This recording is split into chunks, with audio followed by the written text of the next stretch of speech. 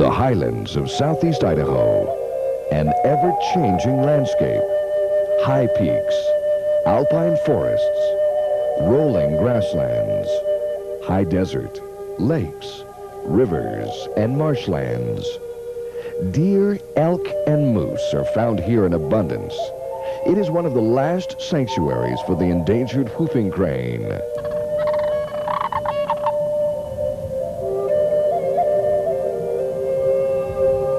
The varied terrain, high elevation, and climate make the highlands a true four-season natural recreation resource.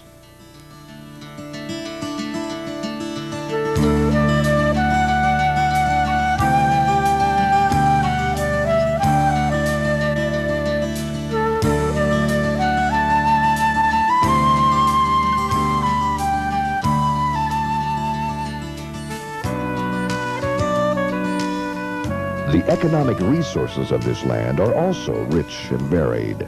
The public lands of the Southeast Idaho highlands are managed for multiple uses, including recreation, wildlife, livestock grazing, forestry, and mining. The natural resources of this land are important to the state, local, and national economy, providing jobs, supporting schools and community services, and contributing to America's high standard of living.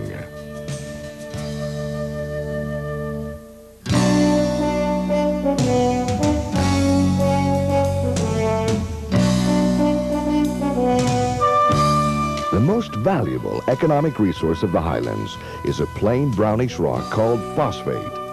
It is found here in vast quantities. It is the basis for the largest industry in Southeast Idaho, and it's vital to our modern lifestyle. Most of the phosphate mining takes place on public land. Both the companies that do the mining and the agencies which administer the land have developed a management partnership to protect and preserve the environment while mining the minerals so beneficial to mankind. The lead agencies for land management in Southeast Idaho are the U.S. Forest Service, the Bureau of Land Management, and the Idaho Department of Lands. The Forest Service administers lands in the Caribou National Forest, on which many phosphate deposits are located. Phosphate is also mined on lands administered by the state of Idaho, the Bureau of Land Management, and the Bureau of Indian Affairs.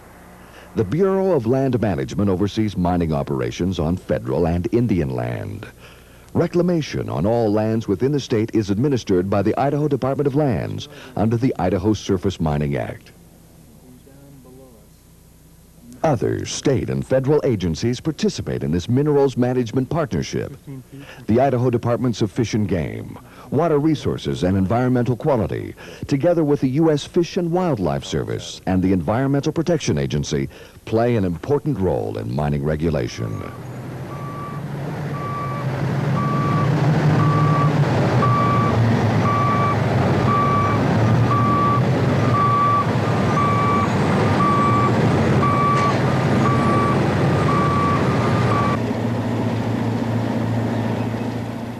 Mining of any kind does, for a time, disturb the natural terrain.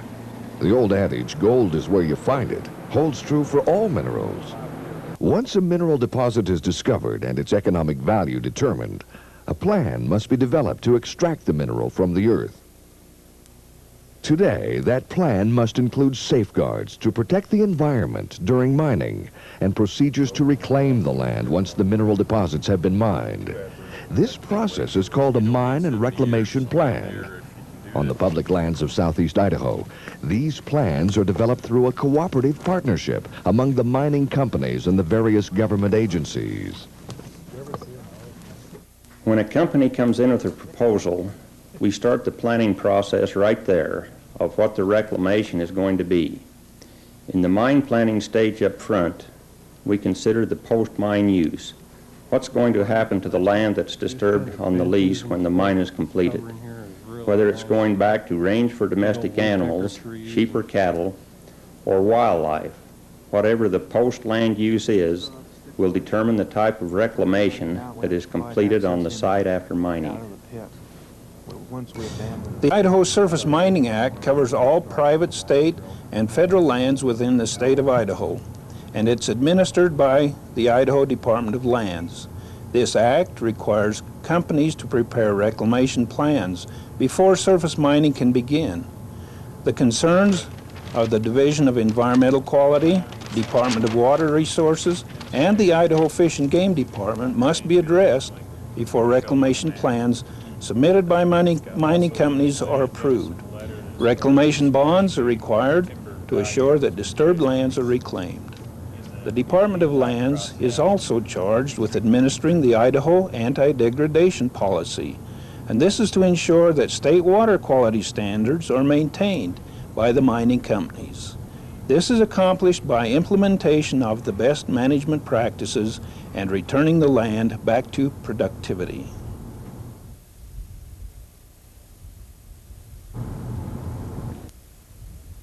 This industry-agency partnership has not only benefited the national, state, and local economies, but has proven mining to be compatible with the environment and has gained national and state recognition as Idaho's mineral showcase.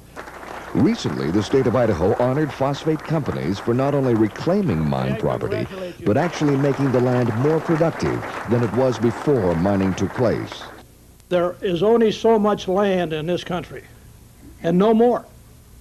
And if we can improve and double the capacity and the growing capacity of that land, that means that we have double the amount of land. That's the only way we can increase our production, is increase the production of our land. And you have done it, and very well done it, and you should be congratulated and commended for that.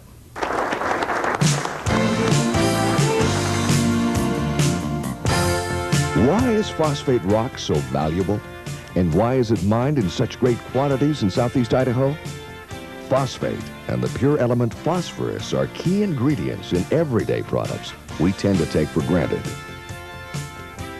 About half the phosphate rock mined in Southeast Idaho is processed into agricultural fertilizer. Phosphate-based fertilizers have enabled America to become the world leader in food production. The rest of the rock is refined into pure or elemental phosphorus, an extremely versatile mineral. Phosphorus puts the bubbles in your soft drink, the picture on your TV, and the spring in your phone cord. Without phosphorus, the tires on your car would be hard and brittle and need to be replaced every few hundred miles. Phosphorus is also used to preserve food, get clothes cleaner, and put a little light in your life. Phosphorus is a vital element in today's modern lifestyle. In the early days of Idaho, phosphate rock had no value. Prospectors were after a far more glamorous mineral, gold. Gold was discovered here in 1870 by Jesse Fairchild, better known as Caribou Jack. Caribou County and the Caribou National Forest take their names from this early day prospector. There were never any four-legged caribou in these parts. Ironically, man's quest for gold led to the discovery of phosphorus. In the 18th century, alchemists seeking a way to turn lead and other base metals into gold began searching for a fertilizer that could make the magic transformation happen. They came upon phosphorus, a mysterious non-metallic element that glows in the dark and burns spontaneously when exposed to air. While phosphorus failed to turn lead into gold, it sparked new discoveries that would supercharge man's ability to grow abundant food and contribute to a lifestyle unthinkable 200 years ago.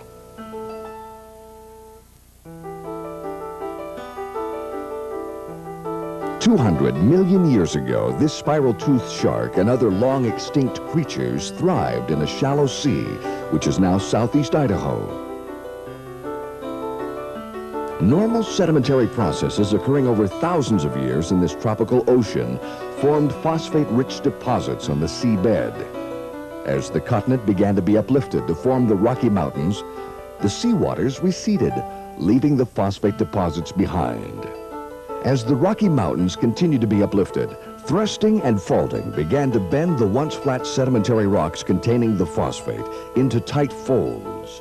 This folding and faulting of the crust explains why phosphate deposits can be found at both the top of the mountains as well as in the valleys. phosphate was first discovered in the region in 1889, but there was no interest in the mineral. It wasn't until 1903 that a Los Angeles engineer named Charles C. Jones proved phosphate deposits in Southeast Idaho had economic value. In 1906, the San Francisco Chemical Company began the first commercial phosphate mine near Montpelier. This was a primitive underground operation using hand drills, shovels, and hand-operated tram cars, and produced 800 tons of ore a year. By comparison, this truck at a modern-day phosphate mine can haul that amount of ore in less than half a day.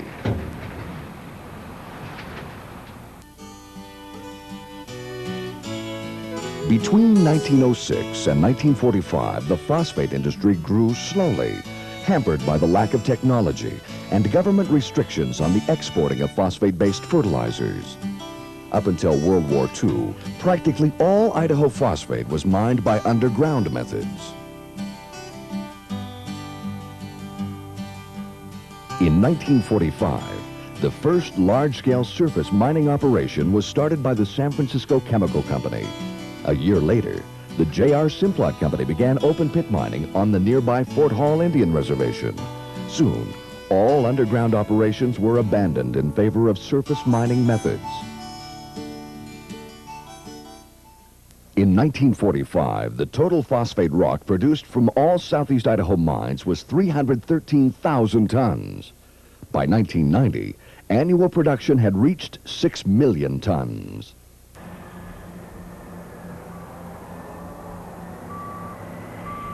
Unlike most mineral deposits found on public land, phosphate deposits cannot be claimed or patented.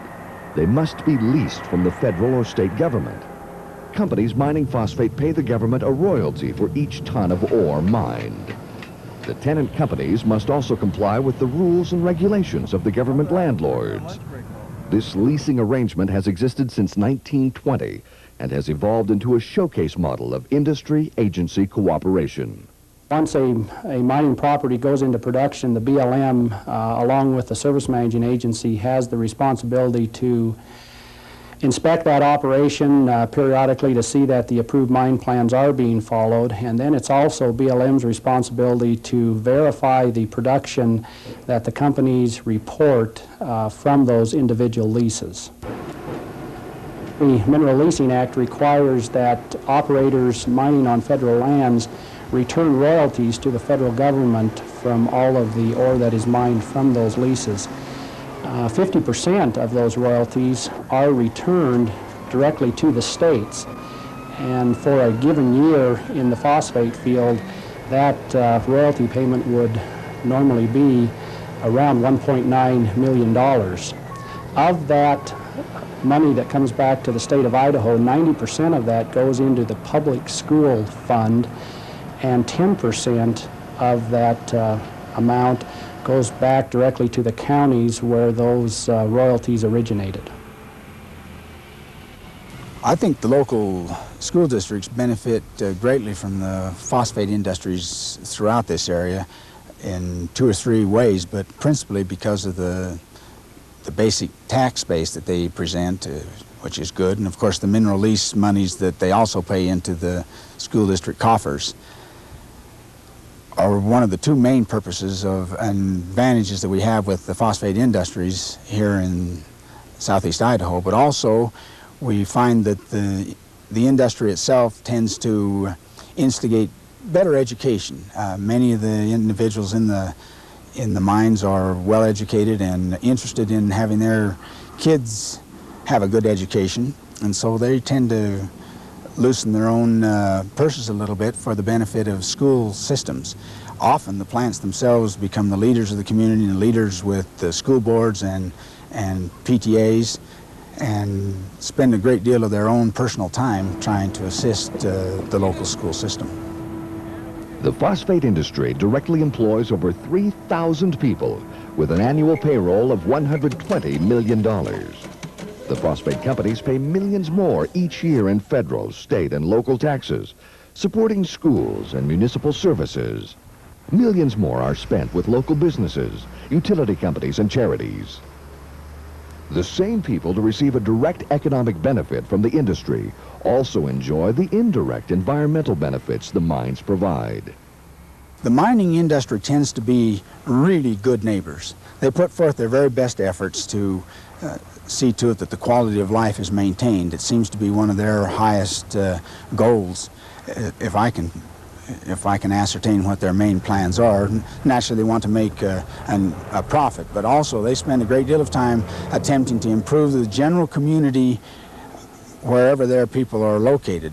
They tend to realize that the better the overall environment is here, the more they're able to attract the very best workers for their industries, and so they spend a great deal of time making certain that the community is kept in a pristine manner, that the hunting and fishing is excellent for the people around, and they're constantly on community committees in putting forth an attempt to improve the area, so that those kind of things will be a factor for hunters and fishermen and tourists. I think we'd have to consider them excellent neighbors.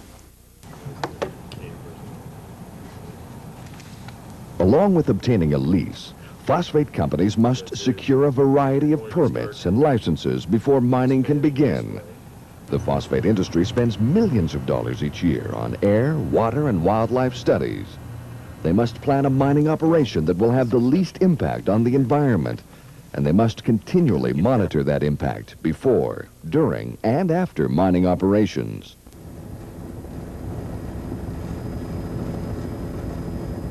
The phosphate ore typically lies in long, narrow strips within several hundred feet of the surface. The non-mineral dirt and rock covering the ore, called overburden, is removed and placed nearby or backfilled into the pit and reclaimed. A typical mining operation moves up to 10 tons of overburden or waste material for every ton of ore produced. Because the phosphate shell is relatively soft, large scrapers are often used to remove the ore. At other mines, the rock is blasted and removed with giant electric shovels and trucks. Moving the ore from the mine to the processing plant is a major cost of production. At some mines, rail lines are constructed to the mine site. In mountainous terrain, covered conveyors are built to move ore down steep slopes, eliminating dust and erosion.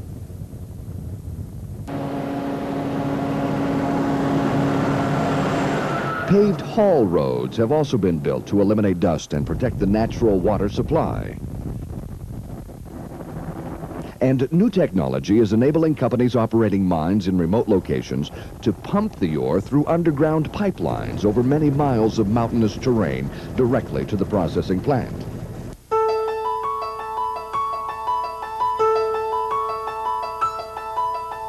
Once the ore arrives at a fertilizer plant, it is washed, crushed, heated, and treated with sulfuric acid to produce phosphoric acid, the basis for all phosphate fertilizers.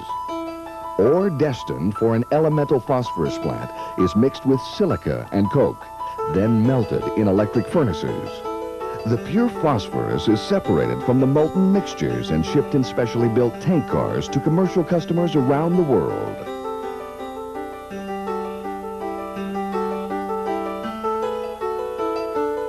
The phosphate industry has made environmental protection a priority.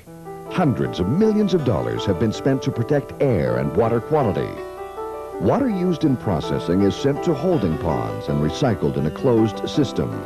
High-tech cleaning equipment at phosphate plants has substantially reduced stack emissions. Byproducts generated at elemental phosphorus plants are being reprocessed to produce commercially viable amounts of vanadium used in high-speed tooled steel, gallium, a critical element in compact discs, and silver, a precious metal used in a wide variety of industrial applications.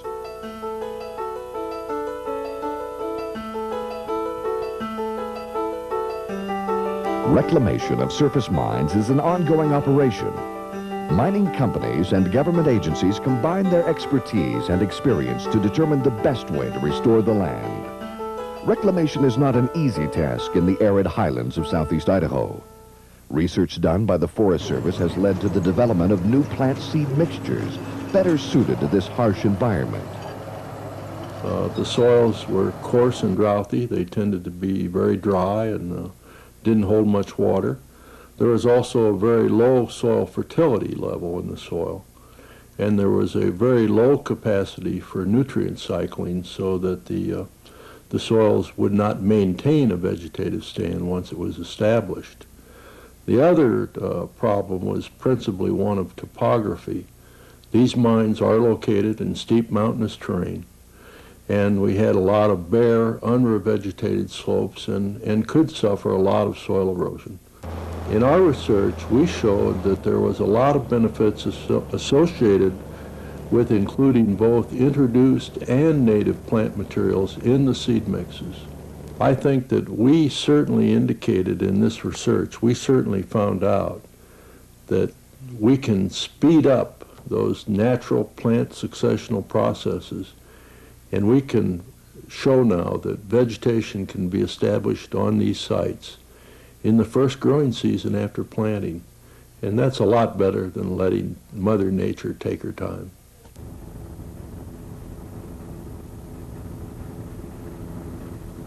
The large overburden dumps are reshaped to gentler slopes and covered with materials that will grow vegetation. Experience has shown that low-grade phosphate rock, known as middle waste shale, which is unsuitable for processing, works well as a topsoil substitute when the right amounts and types of fertilizers are used. Rock-filled drains are used to minimize erosion and sediment from waste dumps. Backfilling, recontouring, and reseeding are part of the day-to-day mining operation. Reclamation is a key element of the mining process. It pays for itself in many ways. The reclamation requirements are changing constantly and all. If we plan in the forefront and all to be a step ahead of those requirements, we're much better off in that we're ready to meet the changing requirements 15, 20 years down the line when we're ready to close out a mine. We're also residents of these areas and all who enjoy the mountains, the scenery, and the vistas that are here and all. It's that we enjoy these areas and we like to be out in the wild lands of southeastern Idaho also. We believe that mining is only a temporary use of the land, and the successful application of this research by the mine operators has assured that future land use alternatives are going to be preserved. We're right now taking some of that mined land, releasing it from bond and turning it back to a multiple use concept. Grazing, wildlife habitat, watershed values, and so on. So it really fits into the multiple use concept very well.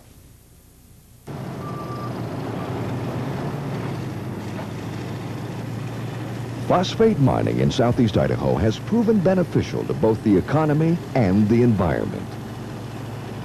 Big game herds thrive in the area, and reclaimed mine sites provide improved grazing lands for livestock operators. We in the southeastern Idaho phosphate field have an excellent relationship with the governmental agencies. We are real partners in the development of these resources.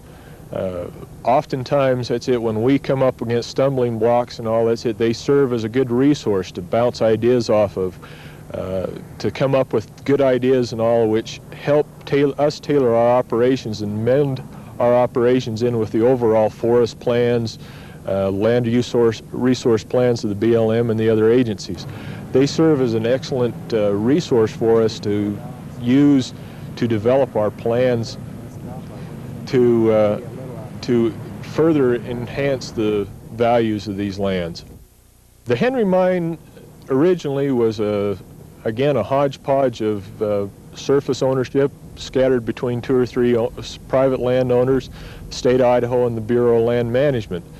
When Monsanto came in, took control of these lands and began the mining process and all, we were able to tailor our land use towards some specific goals. some of the areas have now been reclaimed and returned to grazing and all. Other areas and all where grazing really isn't a priority use and all, we've been able to return these to lands very similar to the lands that were there beforehand, which are very good for the wildlife uses.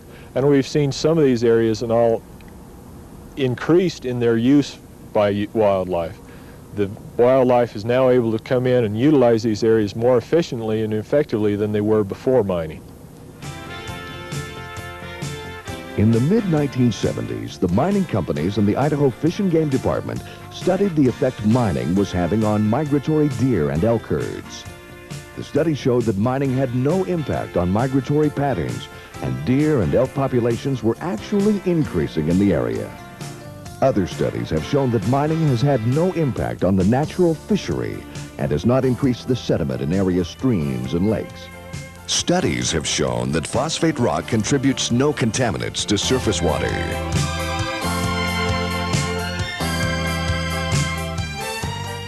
The mining companies, with their mine planning and their reclamation techniques, have been very good custodians of the National Forest.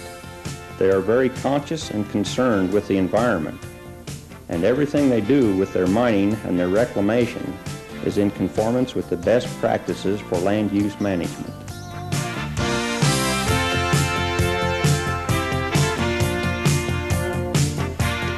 The Industry Agency Phosphate Partnership is committed to continued cooperation and progress in the future. Phosphate reserves on Southeast Idaho public lands will continue to provide jobs well into the next century. Improving technology will help make the industry more efficient. Research will provide better solutions to reclamation problems. State and federal agencies will continue to ensure that public lands are protected and preserved for future generations. Phosphate and the Forest, an outstanding example of how industry and government can work together for the good of people and the environment, producing a minerals showcase for America.